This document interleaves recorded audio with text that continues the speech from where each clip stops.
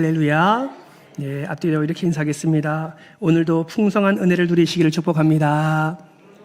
풍성한 은혜를 누리시기를 축복합니다. 아멘. 미국에서 대학 졸업 명연설로 꼽히는 연설이 3편이 있다고 합니다.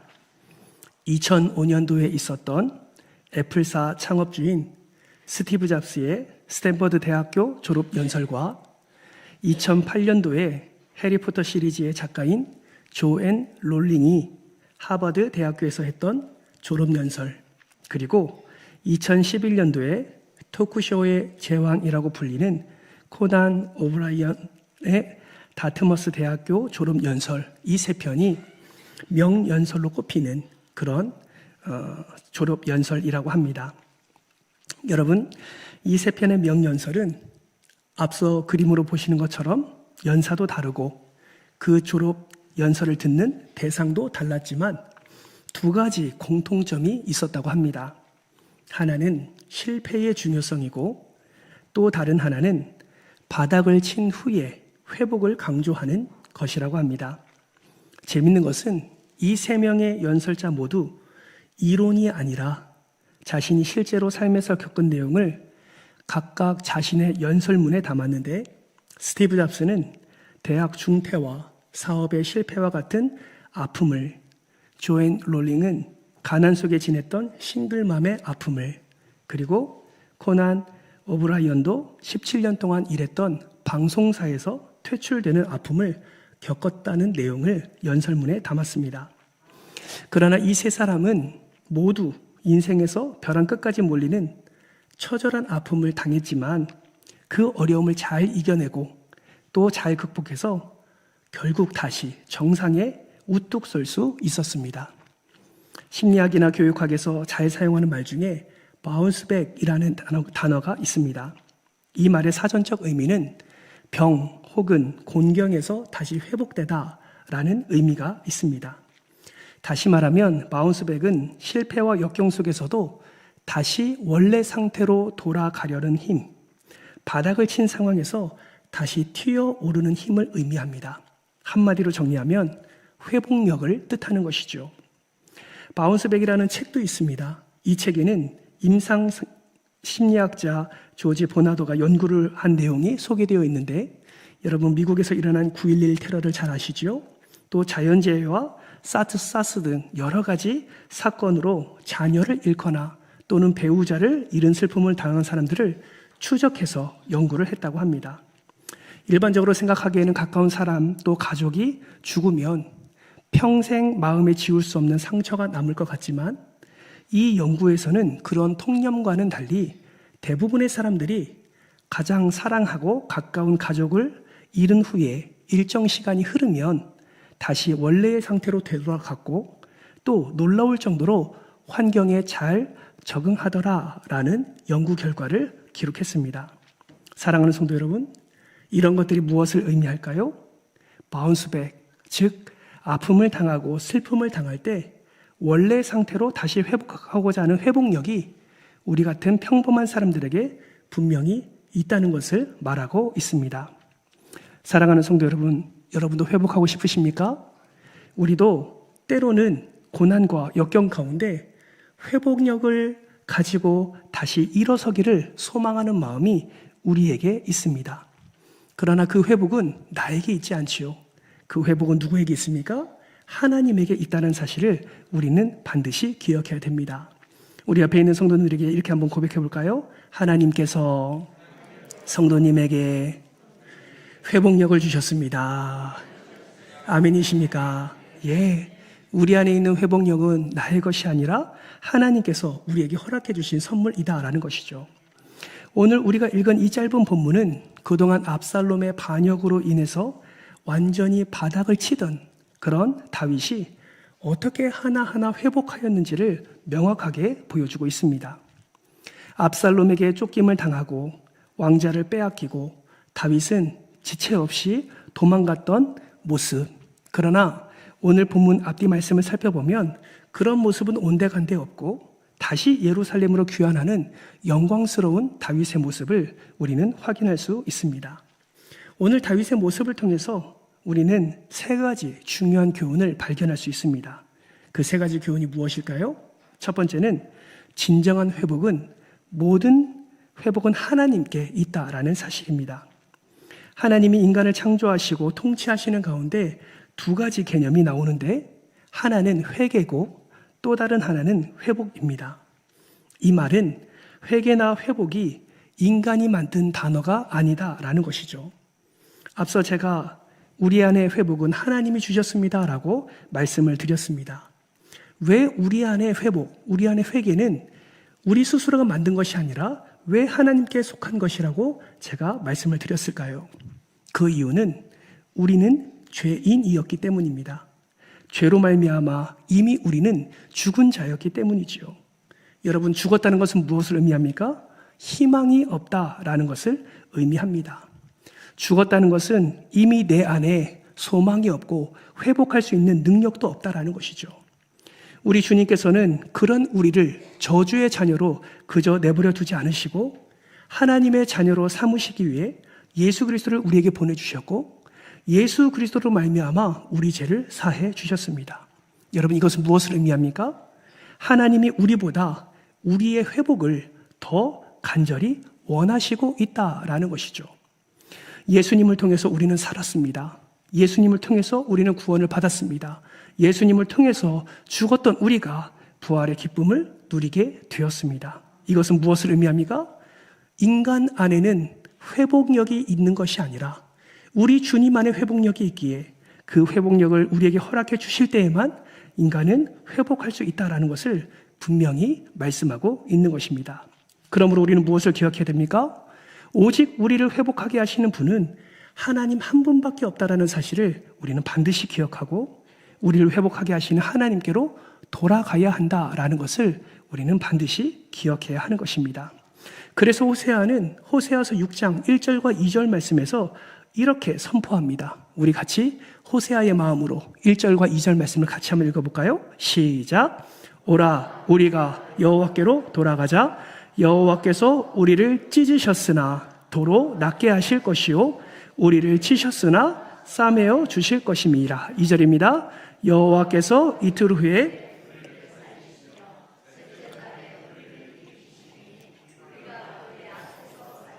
아멘.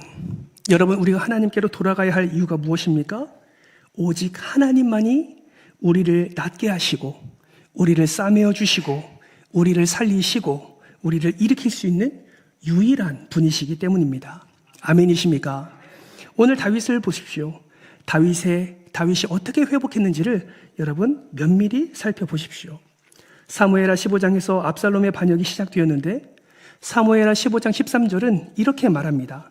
전령이 다윗에게 와서 말하되 이스라엘의 인심이 다 압살롬에게로 돌아갔나이다 한지라. 이 말씀은 무엇을 의미합니까? 당시 사람들의 평가가 모든 이스라엘 사람들이 전부 다윗을 떠나 압살롬에게로 향했다라고 말씀하고 있는 것입니다. 더군다나 다윗 스스로도 자신을 가리켜서 사무엘하 15장 20절 말씀에 보면 이렇게 말합니다. 우리 20절 말씀을 같이 한번 읽어볼까요? 시작. 너는 어제 왔고 나는 정처 없이 가니.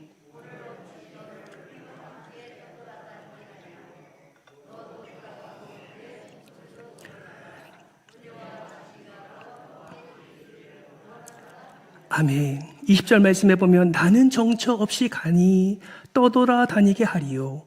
이러한 말들을 통해서 지금 다윗의 상태를 우리는 확인할 수 있지요. 지금 다윗의 상태가 어떤 상태입니까? 스스로 절망 상태에 있어서 더 이상 회복할 수 없는 상태를 지금 우리에게 보여주고 있는 것입니다. 이런 상태에 우리가 지난주에 말씀을 나눴던 것처럼 시므이가 어떤 짓을 행합니까? 다윗을 향하여 돌을 던지면서 다윗에게 모욕을 주고 아이도벨이라는 탁월한 모략가는 다윗을 배신하고 압살롬 곁에서 압살롬의 완전한 승리를 도와주는 그런 상황이 이어지는 것을 우리는 지난주에 확인을 했습니다. 다윗은 군사적으로도 정말 상태가 좋지 않은, 정말 객관적으로도 이 전쟁은 도저히 이길 수 없는 그런 절망적인 상황이었다라는 것이죠. 그러나 결국 다윗은 왕위를 회복합니다. 결국 다윗은 예루살렘으로 돌아옵니다. 여러분, 어떻게 이런 일이 일어날 수 있었습니까? 그것은 바로 전적인 하나님의 은혜 때문이었습니다. 하나님께서 다윗에게 회복을 허락하셨기 때문이지요. 이는 다윗이 끝까지 하나님을 바라보고 하나님께 회복의 은혜를 구했기 때문에 하나님의 선물로 다윗은 예루살렘으로 돌아올 수 있었던 것입니다.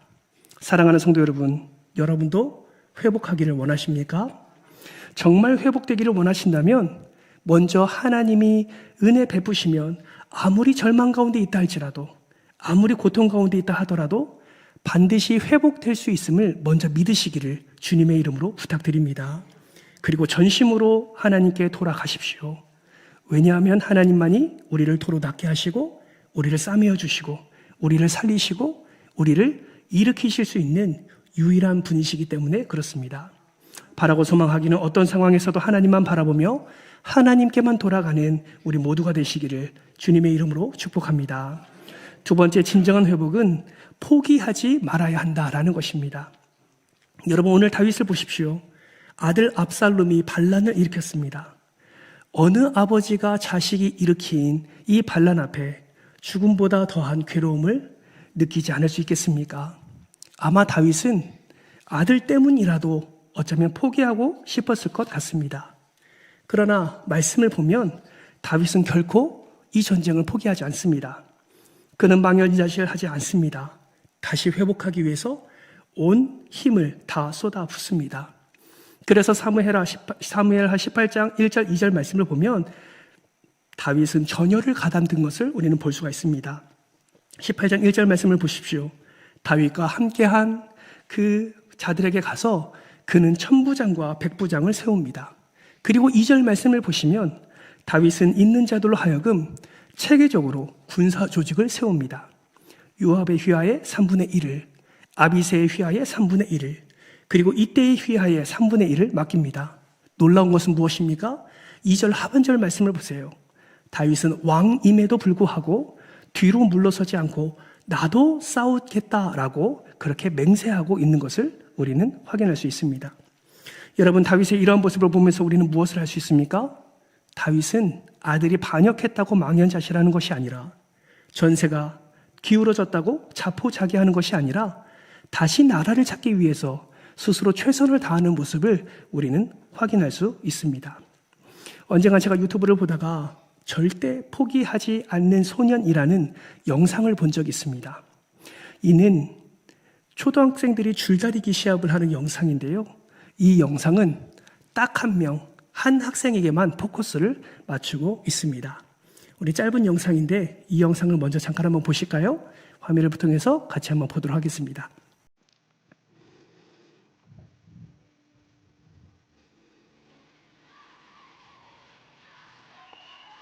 소리 좀 키워주십시오.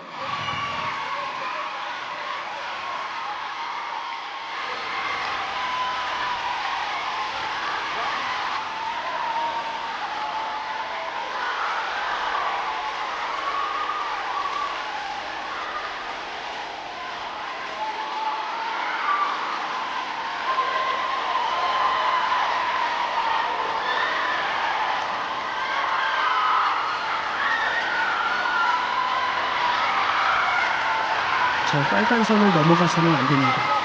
넘어가면 지는 거예요.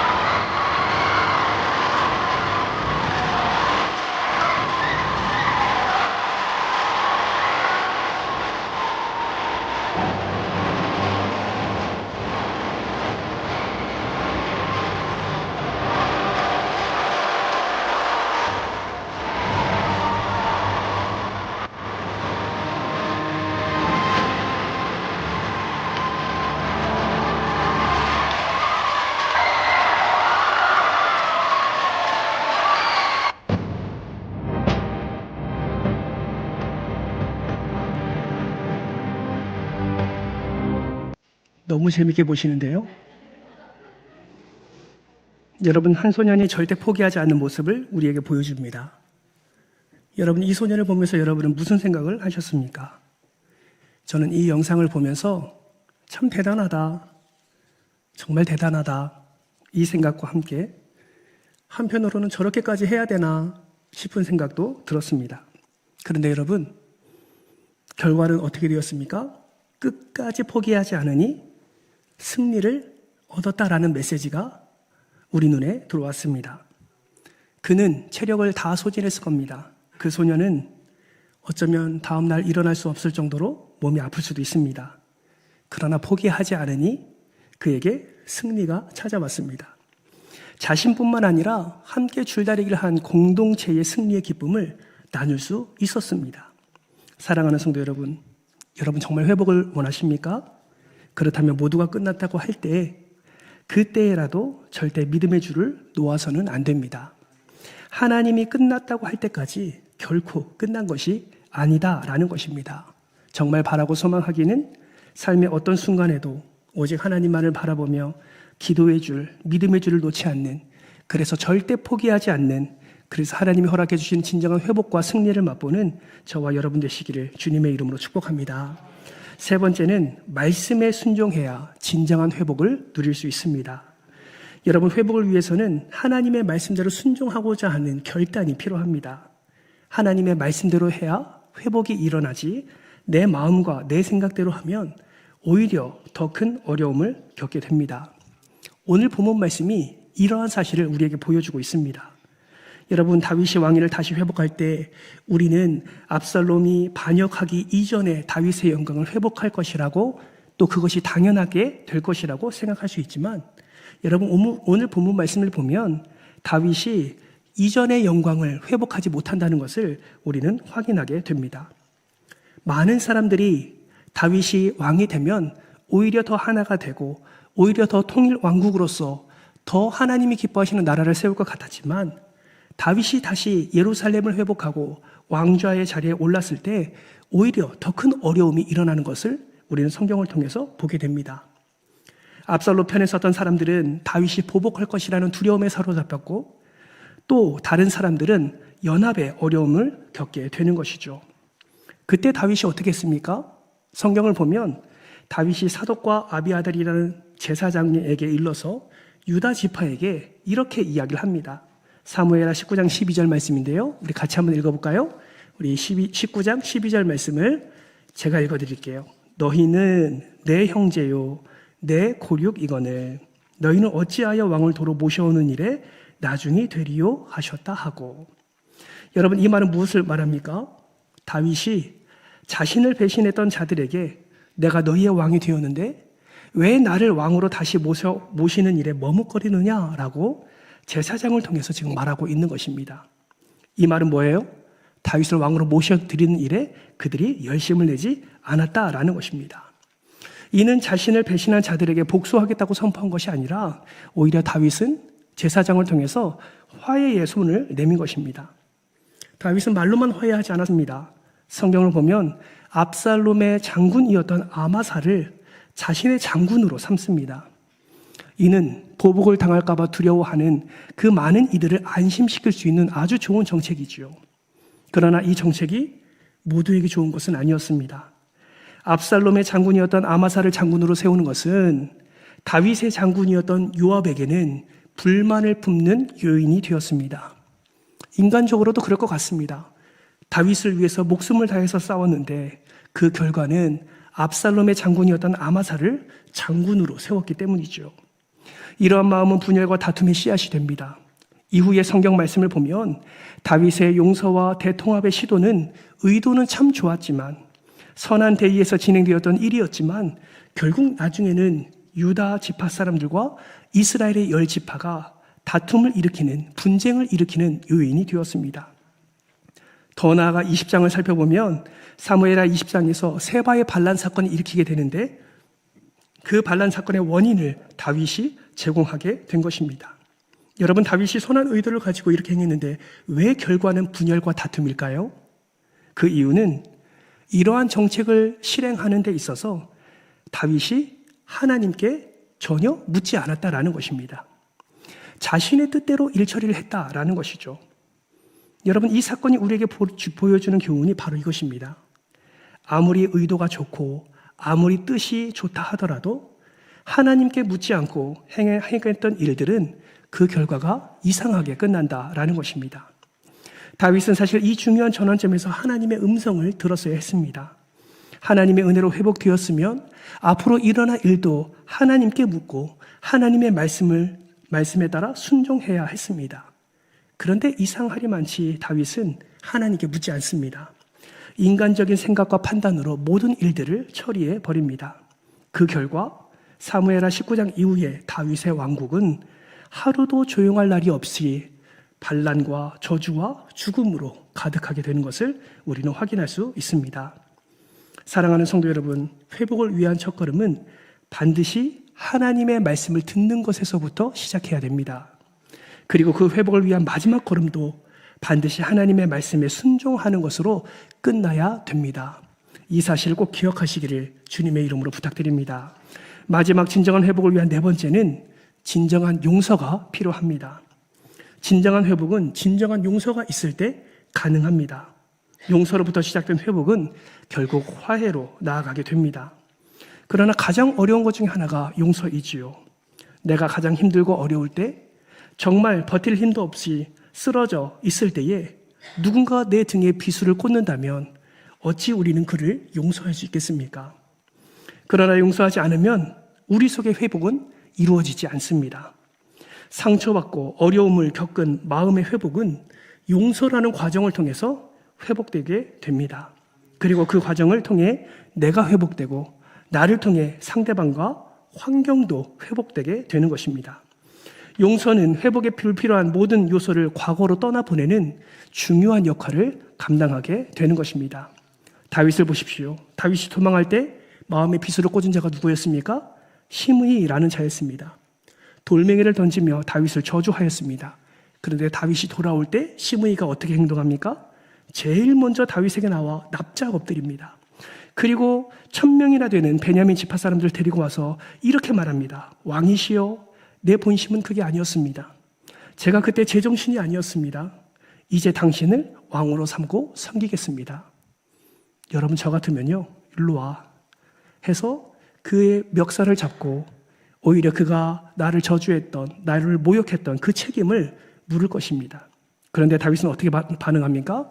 그를 용서합니다. 어떻게 용서할 수 있었습니까? 다윗의 마음에 하나님이 모든 일을 하신다는 확신이 있었기 때문에 다윗은 그 일조차도 하나님께 맡겨드리고 그에 대한 심판도 하나님께 올려드리면서 오직 그를 용서하기에 이르게 된 것입니다. 여러분, 우리도 다윗과 같은 마음을 가져야 됩니다. 내 등에 비수를 꽂은 자가 있습니까? 복수의 마음을 품는 것이 아니라 오히려 용서의 마음을 품으시기를 주님의 이름으로 축복합니다. 그런 복수의 마음을 품는 순간 우리의 마음이 더 상하게 됩니다. 복수의 마음을 품는 순간 우리의 마음이 더 무너지게 됩니다. 오히려 그를 향하여, 하나님을 향하여 그를 위해 기도하는 자가 되어야 하는 것입니다. 하나님께서 회복하게 하심을 믿고 하나님께서 용서하심을 믿고 우리는 그 용서의 순종으로 나아가야 되는 것입니다. 또한 그 갈등의 원인이 나에게도 있음을 반드시 기억하시길 바랍니다. 그러면서 그 모든 심판까지 하나님께 내어 맡길 때 우리는 하나님께서 허락해 주시는 진정한 회복의 은혜를 맛보게 되는 것입니다. 말씀을 맺겠습니다. 사랑하는 성도 여러분, 오늘 우리는 회복이 필요한 시대를 살고 있습니다. 여러분, 회복은 하나님 안에서만 가능합니다. 하나님 은혜로만 우리는 회복될 수 있습니다. 그러기에 우리는 절대로 포기해서는 안 됩니다. 끝까지 하나님을 바라고 하나님의 말씀에 귀를 기울이고 하나님 안에 거하기를 우리는 힘써야 됩니다. 그리고 매일매일 우리의 귀에 들려지는 이 진리의 말씀을 여러분 하나도 놓치지 마시고 마음에 새기고 삶에 새겨 그 말씀을 순종함으로 나아가 주 안에서 용서함의 열매를 맺게 될 때에 우리의 마음과 우리의 가정과 우리의 삶의 자리자리에서 하나님의 놀라운 회복의 은혜를 경험하게 될 줄 믿습니다. 바라고 소망하기는 매일의 삶 속에서 예수 그리스도 안에 거하심으로 주님이 주시는 진정한 회복의 열매를 풍성히 맛보시기를 주님의 이름으로 축원합니다.